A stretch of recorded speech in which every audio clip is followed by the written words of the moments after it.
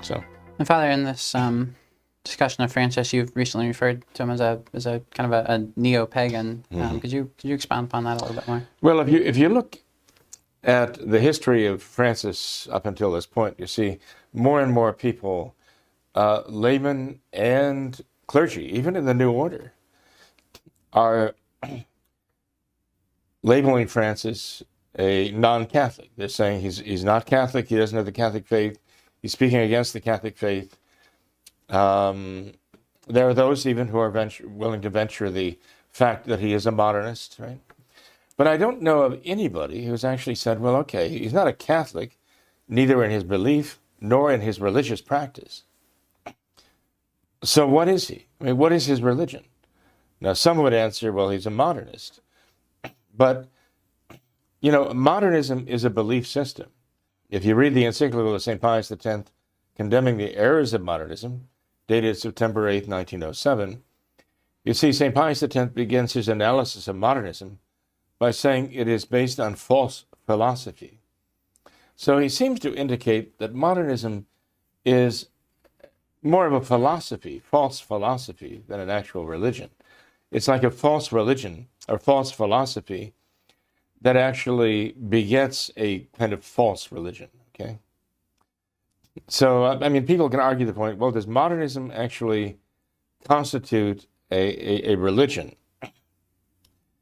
I would argue modernism constitutes like a fountainhead from which you could derive many, many different religions, okay? But they all have certain basic principles in common. Sort of like Cartesian philosophy, Descartes, back in the 1600s, a mathematician, spawns these ideas, cogito ergo sum, I think, therefore I am. He just proved his own existence to himself. And the Cartesian ideas have spawned multiple different philosophies, all of them based on, they're all fathered by Cartesianism. So there are multiple different religions fathered by modernism and the fundamental principles of modernism. One of those false religions that coincides perfectly with modernism is neo-paganism. Neo-paganism might be the purest example of modernism. And I believe that Francis really is a neo-pagan in his belief. And if you examine everything he's written, and everything he said about Mother Earth and the Earth Goddess and Pachamama, all the things he's done, even recently having the thousands of children following him and leading the chant, nature is our future, nature is our future. The indigenous people religion, experiencing Mother Earth in contact with, the rivers and the forests, and now they have personalities, right? They're actually like animists, because they have spirits in them and so on. I think Francis is absolutely a neo-pagan. That's not to say he's not a modernist, because, as I say, that's a certain direction that neo-modernism points out. If you take the fundamental modernist idea that you find God where you experience God, and then the neo-pagans say, well, we find God where we experience him in nature. And that's our indigenous religion, which is what Francis is all about. Well, that's the experience of God that Francis has. That's the experience of God that Francis actually promotes. He's the prophet of that, the prophet of neo-paganism. Experience God, find him in nature. A la Pachamama, indigenous religions, call the spirits from the four winds, by beating the drum and smoking the pipe and all that, like in Canada, right? Took part in the ceremony there. This is the example that he sets. I believe that really is his religion. That's his faith, I should say. And now he's cultivating his religion. Okay, he's coming up with these indigenous rites to express this experience of God. Modernism is the fountainhead of this, and the new order that came out of Vatican II is the religion of modernism. But I think as modernism is now focusing more and more through Francis and through the Vatican as neo-paganism, it's kind of manifesting itself as neo-paganism, so the religion, the Novus Ordo, is going to be turning more and more to neo-paganism in its practice. And it's going to be flooded with these neo-pagan practices. In a sense, it already is. Now, as a very wise man just pointed out, after we had a little discussion on this subject, he said, well, remember what Ettore Gotti Tedeschi said. Tedeschi was the compatriot of Archbishop Vigano. The director of the Vatican Bank was none other than Ettore Gotti Tedeschi, the financier. He was a financial man, economics and so on. So both of them were sacked at the same time. Vigano was sacked, and Tedeschi was sacked at the same time. Tedeschi was kind of, they had to somehow undermine his reputation because of what he knew. I mean, they had to kind of discredit him. He came out and he made a statement that was very, very significant. We talked about it earlier, years ago. Tedeschi said they're actually purveying a new religion in the Vatican. He said the new religion in the Vatican and the new religion coming out of the Vatican, he called environmental Gnosticism. Remember that? Environmental Gnosticism. And I'm sure most people, when they hear this, their eyes kind of go blank. And they think, what is that? That's a religion, environmental Gnosticism, and that's exactly right. I don't think anybody could have put it more clearly. I mean, I give a tip of the credit to Ettore Tedeschi because he named it perfectly. He pegged it.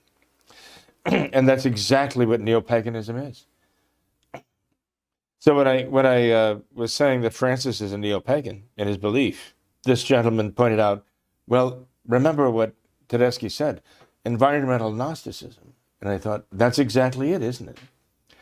That's what corresponds perfectly to Francis's new religion. In his new religion of neo-paganism. Look it up. See. Read the characteristics, the quote-unquote doctrines, although Francis is allergic to the word doctrine. Read the belief system of the neo-pagan concept of God that they experience in nature and how they experience it. And you'll find what Francis has been pushing and pushing and pushing all these years and continues to push in his climate change crusade, anti-crusade, and all the rest. It's all that. It is environmental Gnosticism. It is neo-paganism. And that's why you're going to find more and more of this manifesting itself in the Novus Ordo. You know, the whole thing with the Synod, I mean, everything falls into place with this. Modernism as the fountainhead of these ideas and turning everything back to the paganistic idea of experiencing God. By the way, if the modernists hold that God is to be experienced, but you have to distinguish between the authentic experience and the non-authentic experience. And you have to cancel the non-authentic experience. For example, you have indigenous people in the wilds, in the Amazon, and they're living off let's say the river, and they're experiencing God in the forest, they're experiencing God in the rivers, and so on. They're communicating with the gods of these things. That's authentic for Francis. The traditional Mass, traditional sacraments, traditional faith and religion, traditional catechism, that's not an authentic experience. Francis has said so. The traditional Mass is not an authentic reflection or statement. It does not correspond to the modern understanding. He said it's no longer applicable, right? The Novus Ordo Mass is. That's authentic. The old traditional Mass, that's no longer authentic. It has to be canceled. So actually, ours is the only religion, our Catholic faith, and the religion that practices that traditional Catholic faith is really the only religion that is not an authentic experience of who God is now. Basically, anything else goes. Right? Francis is not going to speak against the Islam of Hamas. He's not going to talk against it.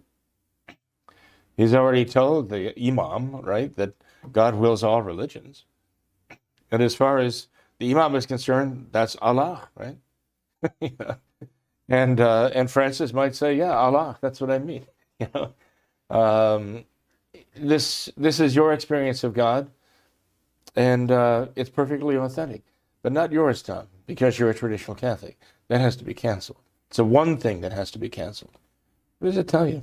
What does it tell you about him? So in any case, again, when they set this up, and I mentioned the other day, taking the surveys are a very important part of that, because that's how they find out what people are experiencing, of who God is. They make surveys and they submit them to the Vatican. And so the Vatican, they can process all this and say, okay, let's read the surveys and see what people are experiencing about God. Well, notice they've already cooked the books on that, in the sense that, very few traditional Catholics are going to play into that. Very few traditional Catholics are going to be filling out these surveys, because they don't believe that faith is a matter of taking surveys and seeing what people think. So traditional Catholics aren't going to do that. Who are going to be filling out these surveys? People who believe with the process. But it's not a Catholic process to begin with. So it's already predetermined what's going to come in on those surveys. And if any survey comes in that's more traditional, that's not authentic. It's not an authentic experience of who God is, so it has to go into the trash immediately. And ultimately, it's going to come down to Francis to decide what's an authentic experience of God and what's not. Well, he's already told you. The authentic experience of God is Pachamama. It's the trees and the forest and the Amazon River. This is the authentic experience of God. It's God in nature, and it's in the indigenous religions that he's willing to participate in. That's where he finds God. He's a neo-pagan. It's something that people just have to face, the reality of it. Brother, I could see a lot of Nova Sordo Catholics who might agree with your assessment, your critique of Francis, but I could see them very, very quickly saying, well, this is just Francis. He's just a bad pope, but his evil papacy is going to pass, and then we're going to have a good pope. So what we need to do is just hold fast, just stay in the Nova Sordo Church, and kind of tolerate, put up with Francis, and just kind of wait it out. And then we're going to have hopefully have a good pope after. So all of these cardinals are going to be voting for the next pope. All of these cardinals are appointed by Francis. The majority of them, I think, at least half of them now, are appointed by Francis, right? Yeah. And yes, he's talking about reworking the system, the election system again, to make it virtually impossible for anybody with a Catholic faith to be elected. And if you got somebody in there who had a scintilla of the Catholic faith left, they'd find a way to get rid of him. They'd get him out of there and move on, as they did with Francis.